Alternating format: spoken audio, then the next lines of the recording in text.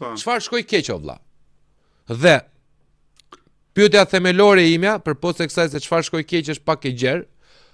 Tani që ti merr nga edhe psikologjikisht nga tiparet e personalitetit, po dhe nga smundjet mentale të njerëzve apo çrregullimet mentale. Mos vall vlla, neve duhet bëjmë si komb, duhet të bëjmë një kartel psikologjike masive për të parë se kush është më i sakt se kush.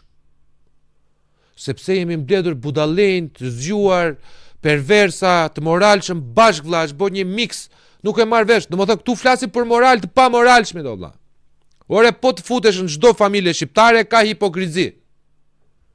Ka hipokrizi e vllai me vllai, nona me babai, nona me motrat e veta, babai me xhaxhain, babai me fëmijët, prindrit me fëmijët, fëmijët me prindrit. Dhe këtu flitet domethënë kërkohet morali. Sepse ne duam moralin. Duan të gjej moralin në televizion, a kupton? Televizioni është biznes, idiot, a kupton? Çfarë morali do gjesh tek undi? Morali im është money, është paraja për televizionin. Ai që del ty te Kutjev zez është paraja vllat. Gjithë ata paguajnë që dalin aty. Nga në aktor, sigurisht.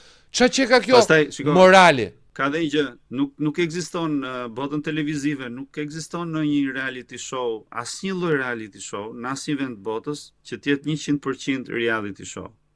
Absolutisht po. Se është naivitet mendosh që ka mund të ketë video YouTube-i, thonë dhe aty dhe ajo nuk është 100% sepse që në momentin që ti hap kamerën, ai tjetri fillon dhe luan para kamerës. Po. Sepse është në natyrën njerëzore që sa shikon një objektiv, o do trembet ose do filloj do luaj.